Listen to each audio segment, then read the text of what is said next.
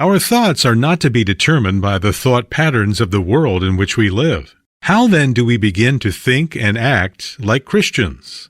Do we simply think more Christian thoughts? Is there a formula?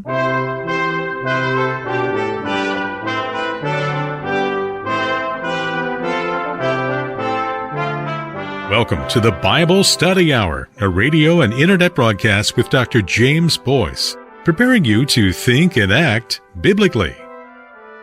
Christians have struggled down through the ages with the renewing of the mind, since the world has never been supportive of the Christian mindset. And yet there is nothing, however trivial or worldly, that cannot be pondered through a Christian lens. But there is a premise from which we must begin. Join Dr. Boice now as he examines the source of Christian thinking, the doctrine of God, as the specific answer to secular thought. In the last two studies, as we've been trying to see what it means to think in a Christian way rather than in a worldly way, I mentioned the name of Harry Blamires. Harry Blamires is an Englishman. He studied with C.S. Lewis, and he's written two very good books on this subject. The first one is called The Christian Mind, How Should a Christian Think? And the second is Recovering the Christian Mind, Meeting the Challenge of Secularism. The first was published in 1963, and the second in 1988. In each of these books, Blamires encourages us to stop thinking the way the world thinks, but to begin to think Christianly. Now, that is exactly what Paul is talking about in Romans 12:2. This is our text, and it's where Paul says, "Do not conform any longer to the pattern of this world, but be transformed by the renewing of your mind." And that means that our thinking is not to be determined by the thought patterns of the culture in which we live, whatever that thought culture may be. Rather, that we are to have a distinctly different and growing Christian world and life view. But that leads to the question, what does it actually mean to have an outlook like that? Or to put it in slightly different terms, how do we experience what I've called mind renewal in our exceedingly mindless age? Now, the one thing this does not mean is what I think most people probably assume it does mean, and that is to start thinking more about Christian things. We have to do that, of course. We do have to think about Christian things because it's on the basis of the things that have been revealed in Scripture, which are Christian things, that we have a basis and a system of thought that enables us to think about other things as well. If we don't have the revelation, we certainly are not going to think in a Christian way. But that's not what we mean when we talk about developing a Christian mind. What we're talking about here is thinking in a Christian way about everything. And that can include very mundane things as well. The proof of it, of course, is that it is possible to think in a very secular way, even about spiritual things. It's possible to think in a very secular way about the communion service. Now, most Christians would say that's about the most spiritual moment of their lives. When in the company of God's people, having heard the exposition of the Word, they partake of the elements that represent the very heart of our profession, that Jesus Christ, the Son of God, suffered a broken body and shed his blood for our sin, that we might be saved. But you can be sitting there and you can think quite secularly, even when you're thinking about the communion service. You might be a trustee of the church, for example. You might be saying, well, it's about budget time, and I forgot to put in the budget the necessary money to buy the communion elements. That was an oversight on my part, and I have to deal with that next week. Or you might be sitting there critically. You might be watching the minister as he officiates and saying, he's very awkward when he does that. I've been in other places where the man did that with so much more polish. I wish somebody would draw our minister aside and tell him how to do it well. Or you may be thinking positively. Suppose you're sitting there thinking, observing communion it's really a good thing, these religious practices, and it's a good thing that Christian people do that. I'm sure it's good for them. It gives them a good feeling about themselves, and they get a few moments where they can sit and meditate, and it's always good for us to do that in this fast-paced life, and it's good to have churches that do that sort of thing in our society. Now, in each of those three cases, though in quite different ways, the people involved are thinking secularly. On the other hand, It's possible to think in a Christian way about very mundane things. Harry Blameyers, in the book I mentioned, suggests you can do that when you pull up at a gas station, getting your car filled up with gas. A very mundane thing, but he said, look, you can think this way. You could be reflecting, for example, on how a mechanized world like ours with cars and other machines tends to make God seem unnecessary. Most people, you see, in a past age where people were more exposed to the elements, you'd pray for good weather and got good weather. You thought God gave that to you, but you don't have to worry about that now. You just drive in your car, you have windshield wipers and that sort of thing. You might be thinking along those lines. You might be reflecting how our cars, which enable us to get from place to place quickly, speed up the pace of our lives and therefore somewhat exclude time for reflection on God or anything else of lasting value. You might be thinking of advertisements for automobiles and how they encourage us to covet a bigger and a better one, and so we end up breaking the 10th commandment because of our cars. Or you might be thinking, what do cars and gasoline and digging for oil and all of that transportation of oil, what does that have to say with the environment? We're made stewards of the environment by God, and we have a responsibility there. You see, it's not a question of what answers you come up with in that type of reflection, but that is thinking Christianly about something that's very mundane. Harry Blameyers says, there's nothing in our experience, however trivial, worldly, or even evil, which cannot be thought about Christianly. There is likewise nothing in our experience, however sacred, which cannot be thought about secularly. Considered, that is to say, simply in its relationship to the passing existence of bodies and psyches in a time-locked universe. So I come back to where we were a moment ago, and I ask, where do we start? How do we begin to think and therefore also to act like Christians? Now, there's a sense in which you can begin anywhere. If truth is a whole, well, then you can plunge in at any point.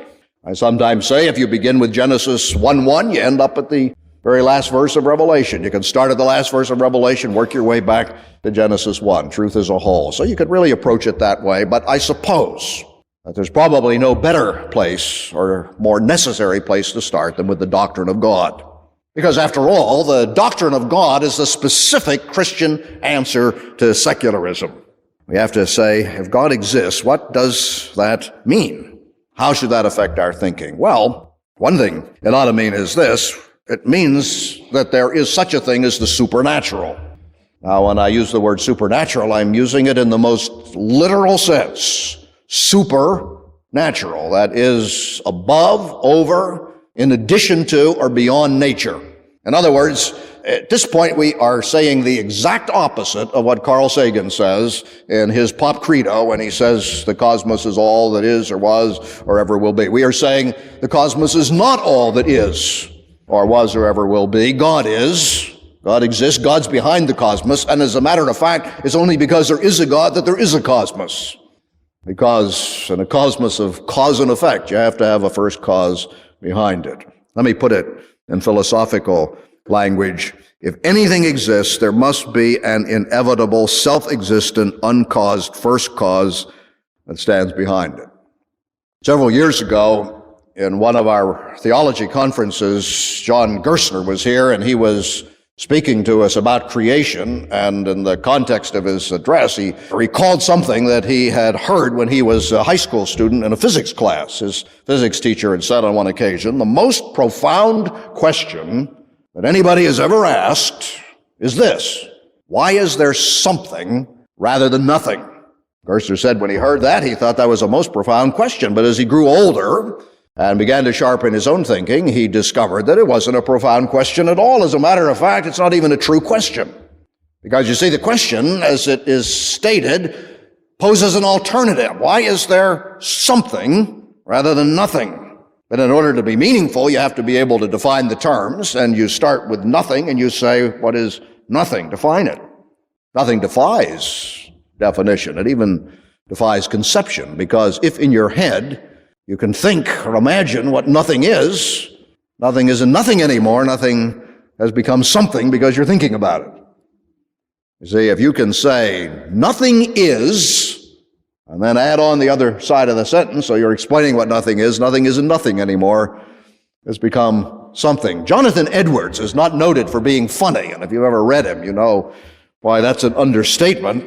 But on one occasion, he was almost humorous when he said, "Nothing is what the sleeping rocks dream of."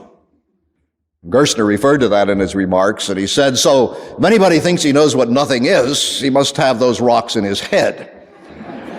Now, you see, as soon as you ask, why is there something rather than nothing, and define the terms, nothing evaporates, and the only real question is, why is there something? And the only possible answer to that is Genesis 1:1. In the beginning, God created the heavens and the earth, which is what Christianity teaches. Now, I'm going to talk about the implications of God's existence for our thinking in just a moment, but before I do that, I have to add another doctrine to it. And that other doctrine is the doctrine of revelation. Because it's not just that God exists and that he's created the world, God has also revealed himself. He's made himself known. You remember the title of Francis Schaeffer's book years ago, back in the 70s, maybe about 78. It was about the third or the fourth one of Schaeffer's works that were published. It had this title, He is There and He is Not Silent. Well, that's exactly it, you see. God exists, but he has not remained hidden. He has revealed himself, and he's revealed himself in a variety of ways. He's done it in nature, because nature testifies to his existence, and it tells us something about him. He's revealed himself in history, because he has intruded himself into human history. And we learn something about him there, but chiefly what we learn about is the Scriptures. That's where he teaches us about himself. Now, a little while ago, 2 Sundays ago, I was talking about 4 isms: secularism, humanism, relativism, and materialism. I've just said that the doctrine of God is the specific Christian answer to secularism, as well as to a number of other things as well. Revelation is the specific Christian answer to relativism. Because you see, if God is spoken and God is truthful, then what God speaks is truth, and that is truth absolutely. It's not truth to be compromised. And so we have a frame of reference from which we can move. This has always been the conviction of the church. Down through all its centuries, God has spoken. He's revealed himself to us in Scripture. It is only recently in church history, from the world, but unfortunately also from within the church, that that's been challenged. But it has been challenged with disastrous results. Because you see, if God has not spoken, and therefore we don't have a sure word from God, a word that can be trusted, then all words are equally valid, and Christianity is nothing more certain nor more compelling than any other merely human word or philosophy.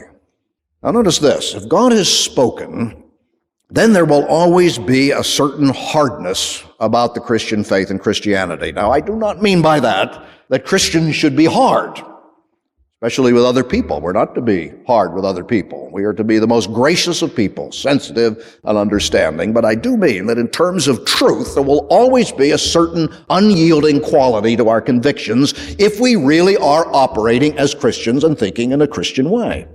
For one thing, we'll insist upon truth, and we won't bow to the notion, however much it's pushed upon us, that, well, as people say, that's just your opinion. Several years ago, I was flying to Chicago from the West Coast, and I was sitting next to a woman on the plane. I got into a conversation with her, and it turned to spiritual things. And I would say something about the Christian faith, and she would reply, well, that's just your opinion. I wasn't certain how to deal with that, but the Lord gave me a way of dealing with it that preserved both the hardness of Christian theology and at the same time enabled me to be nice. I said something to her like this. I said, well, you're right, that is my opinion, but that's really not the issue, is it? The important thing is it true? Now, she didn't know what to say to that. She came out of the relativistic mold. She never faced that kind of question. She didn't have a response, so the conversation continued. And a little while after that, I said something, and she replied, well, that's just your opinion. And I said exactly the same thing in exactly the same words. I said, well, that's true. That is my opinion, but that's not really what matters, is it? The thing that matters is it true? That exchange took place about 12 times during the course of that conversation, and toward the end of it, she was beginning to get it. She knew what was coming. I would say something, and she would say, but that's just, and she'd start to smile, and at the end she was actually laughing because I had made the point. When I got home, I sent her a copy of Mere Christianity. You see, that's the sort of thing we're up against, and against which we must fight. Another thing the doctrine of revelation will mean for us is that we won't back down or compromise on moral issues. Now, you know how it is whenever you speak out against something that is wrong. You're accused of making a value judgment. course, that's about the worst thing you can do in our culture, make a value judgment. And if they don't say to you, as the woman said to me, being nice, well, that's just your opinion, they attack you personally. And what they say are things like this: you'd do exactly the same thing if you were in her position. Or they say, who do you think you are? Do you think you're better than he is? Now, we mustn't be intimidated by that line of attack. We don't have to be mean as we reply, but we ought to reply something like this. We have to say, look, please, I wasn't talking about what I would do in the situation. I'm a sinner. Christians believe that they're sinners. I might do exactly the same thing. I might do worse. I might have fallen sooner. But you say, I wasn't talking about that. I was talking about what is right. And I think we have to talk about what is right, because unless we talk about what is right and agree on what is right, none of us are ever going to do any better than we're doing, and we do need to do better, don't we? Now, you see, that maintains the hardness and speaks directly to the moral issue. Listen, here are some of them. Cheating, because everybody does it. That's the only way to pass in the university, isn't it? Cheating. Promiscuity, well, because that's a modern way of life, and besides, it's nobody's business but your own. It doesn't hurt anybody. Of course it does. Abortion, because it's legal. Divorce, because that seems the better option.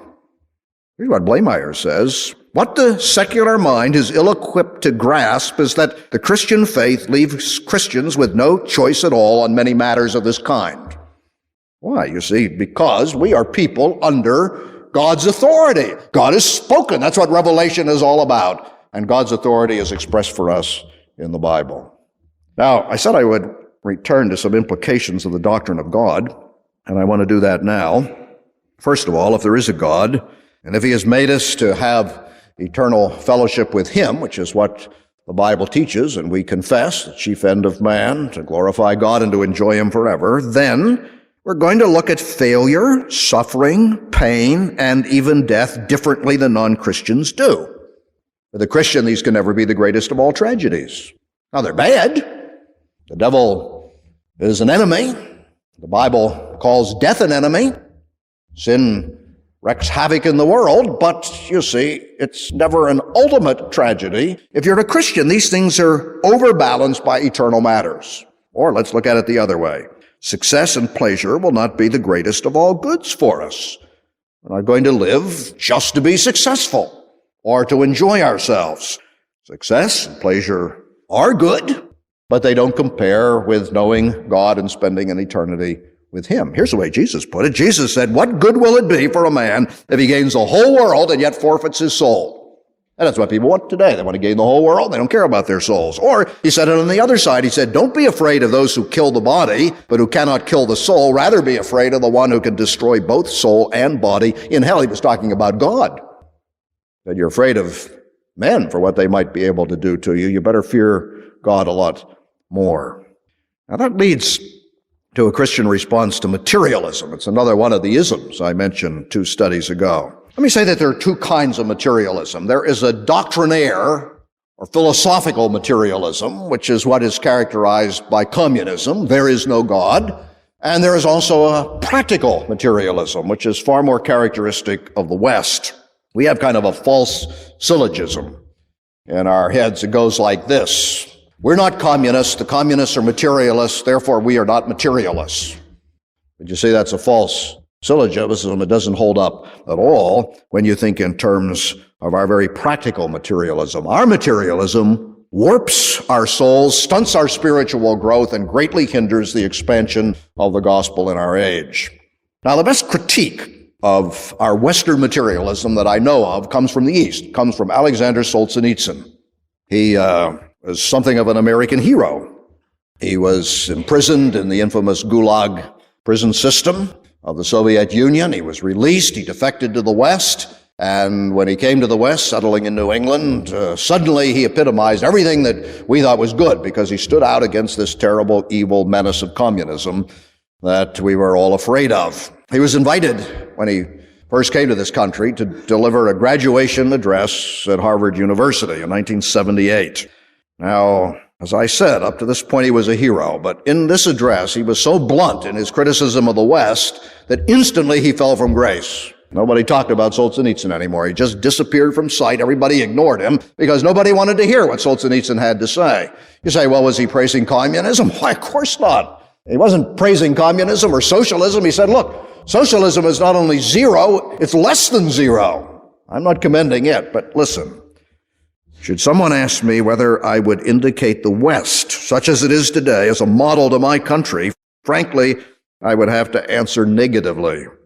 Through intense suffering, our own country has now achieved a spiritual development of such intensity that the Western system in its present state of spiritual exhaustion does not look attractive.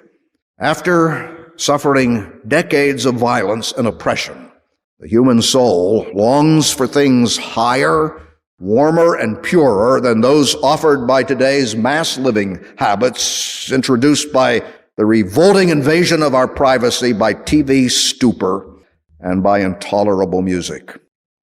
What he was telling us is that the West has pursued physical well-being, our health fads, and the acquisition of things, our materialism, to the exclusion of almost everything that is spiritual. In 1989, people in the West were astounded by the rapid political changes that took place in the Soviet bloc countries. Country after country repudiated their communist heritage of the last 70 or so years, rejected their leaders, moved in the direction of democracy, and elected new leaders. We applauded all of that, and rightly so. But listen, we have to remember two things. First of all, while these former communist lands have moved in a more democratic direction, we, for our part, have moved more in the direction of their materialism, living as if the only thing that matters in life is how many earthly goods we can acquire right now. Remember those moving scenes of the destruction of the Berlin Wall as panel after panel collapsed and people who had been imprisoned behind it in East Germany streamed through the wall in order to see what life was like in West Berlin? Remember the pictures of them going into the supermarkets and seeing all of the variety of goods upon the shelves? Oh, boy, that was great television. You see, that's what television is so good at. It's a commendation itself for the value of the Western world. But listen, I ask the question, what's the value of them streaming across the border to look at all of the things we have on our shelves if all they discover here is a spiritual climate that is vastly inferior to their own? What does it profit a man if he gain all the varieties of detergent in the world and lose his soul? And that's the second thing we need to remember. Although the American media, with its blindness to things spiritual, will not tell us this, the changes that took place in Eastern Europe did not come about because of the will of one man, Mikhail Gorbachev, or anybody else, but because of the spiritual hunger and vitality of the people. In Poland, the strength was in the Polish Solidarity movement, and at its base was the spiritual vitality of the Roman Catholic Church. In East Germany, spiritual strength also lay behind the changes there. Conventional wisdom has it that the changes began on October 9th in that year when about 70,000 demonstrators marched in Leipzig. Now, normally in East Germany, what would have happened is this. It had happened before. The army would be called out, and it would fire on the demonstrators and disperse the crowd. This time, the protesters rallied, and their cry was this: "Let them shoot, we will still march." And the army didn't attack, and after that, the protests grew until the government was overthrown. In Romania, President Nicolae Ceausescu, just weeks before this, had said that apple trees would bear pears before socialism would be endangered in Romania. The end began in the house of a Protestant pastor whose parishioners surrounded him, declaring that they were willing to die rather than let him be arrested by the state police.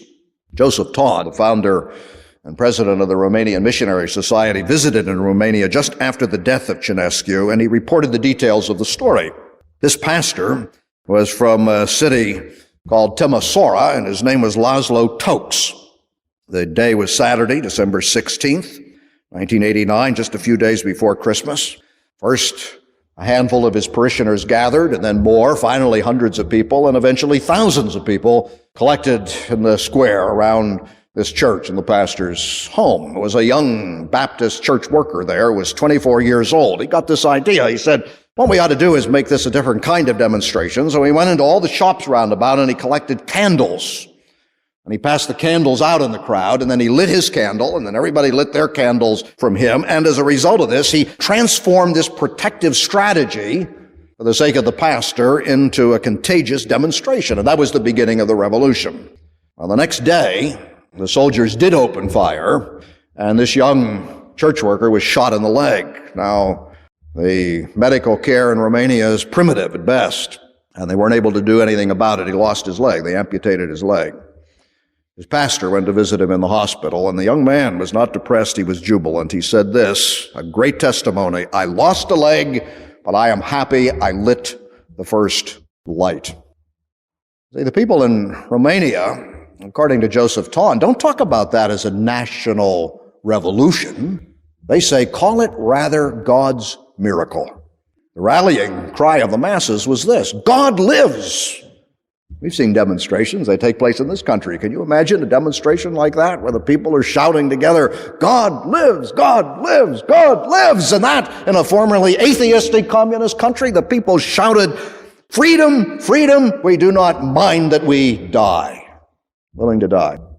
That's really it, isn't it? That is the bottom line and ultimately only valid test, or whether we are practical materialists at heart, or whether we believe in something greater and more important than things.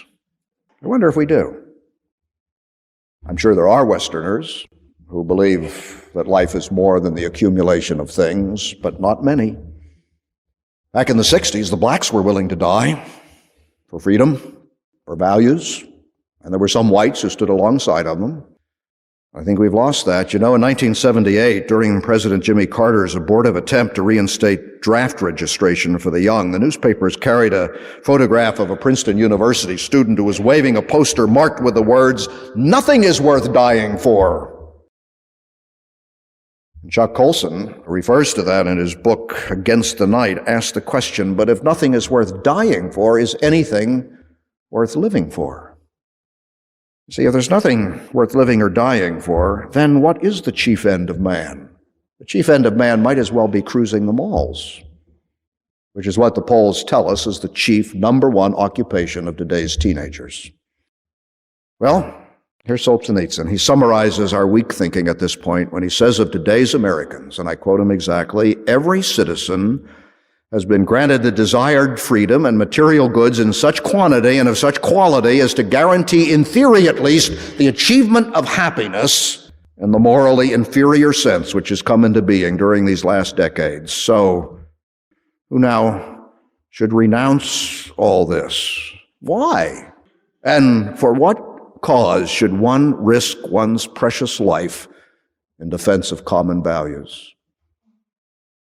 Christianity has the answer to that. And the Christians of the past have known it, and it is this: in order to obtain a better resurrection.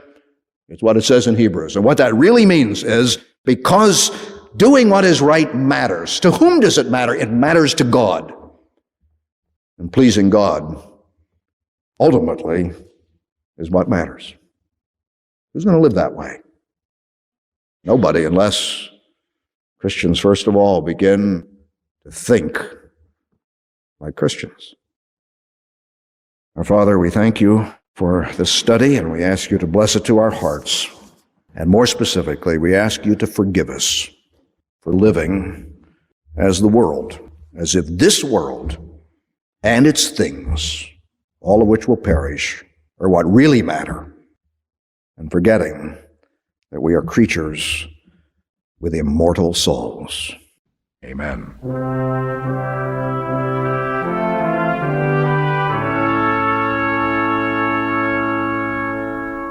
Thanks for listening to this message from the Bible Study Hour, a listener-supported ministry of the Alliance of Confessing Evangelicals. The Alliance is a coalition of believers that hold to the historic creeds and confessions of the Reformed faith, and who proclaim biblical doctrine in order to foster a Reformed awakening in today's church. To learn more about the Alliance, select the appropriate link at thebiblestuddyhour.org. Write to us at 600 Eden Road, Lancaster, Pennsylvania, 17601. Your financial support makes our broadcasting, publishing, online, and event ministries possible. please consider making a gift at our websites by phone at 1-800-488-1888 or by mail. Canadian listeners can reach us at P.O. Box 24097, RPO Josephine, North Bay, Ontario, P1B0C7. Thank you for your prayers and gifts, and for listening to the Bible Study Hour, preparing you to think and act biblically.